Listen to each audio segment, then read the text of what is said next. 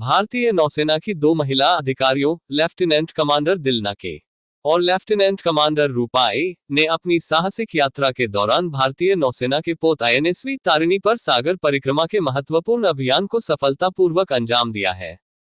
इन दोनों अधिकारियों ने समुद्र में लगातार बारिश, तेज हवाओं की गति 75 किलोमीटर प्रति घंटे और 5 मीटर से अधिक ऊंची लहरों के साथ कई प्रकार की कठिनाइयों का सामना करते हुए दक्षिण अमेरिका के दक्षिणी सिरे पर स्थित केप हॉर्न को पार किया।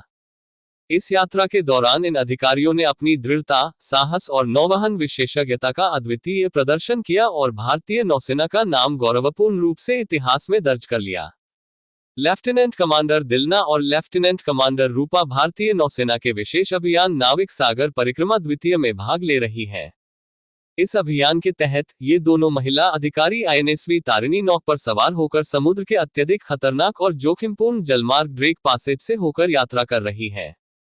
ये जलमार्ग विशेष रूप से अपनी उच्च गति से चलने वाली हवाओं, ऊंची लहरों और अप्रत्याशित मौसम के कारण नाविकों के लिए एक बड़ी चुनौती बनता है।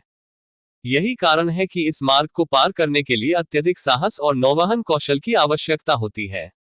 इन जलधाराओं का सामना करने के बाद इन दोनों अधिकारियों ने साबित किया कि वे इन परिस्थितियों को चुनौती दे सकती हैं और इस महत्वपूर्ण समुद्री मार्ग को सफलतापूर्वक पार करने में सक्षम है। ड्रेक पासेज का नाम अंग्रेजी खोजकर्ता सर फ्रांसिस ड्रेक के नाम पर रखा गया था, जिन्होंने इस क्षेत्र के अस्तित्व का प्रमाण दिया था और साबित किया था कि दक्षिण अमेरिका के दक्षिण में एक खुला समुद्री मार्ग मौजूद था। यह मार्ग सागर में बेहद खतरनाक माना जाता है और सबसे अनुभवी नाविकों को भी कठिनाई का सामना कराता है। हालांकि जब कोई नाविक इस मार्ग को पार कर लेता है तो वह समुद्र यात्रा में एक बड़ी उपलब्धि मानी जाती है। केप हॉर्न, जो अंटार्कटिका से महज 800 किलोमीटर 432 समुद्री मील की दूरी पर स्थित है, दुनिया के सबसे कठिन और चुनौतीपूर्ण समुद्री मार्गों में से एक है।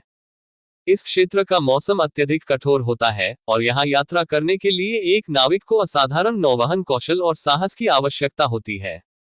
इस मार्ग को पार करने के बाद इन दोनों अधिकारियों को केप हॉर्नर्स की उपाधि प्राप्त हुई है।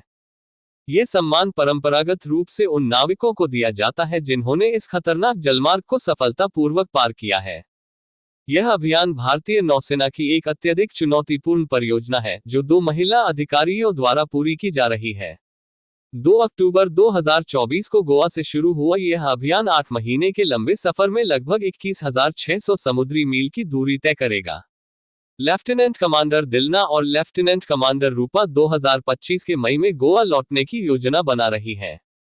इस अभियान के दौरान ये दोनों अधिकारी न केवल भारतीय नौसेना के लिए बल्कि समस्त देश के लिए एक प्रेरणा का स्रोत बन गई हैं।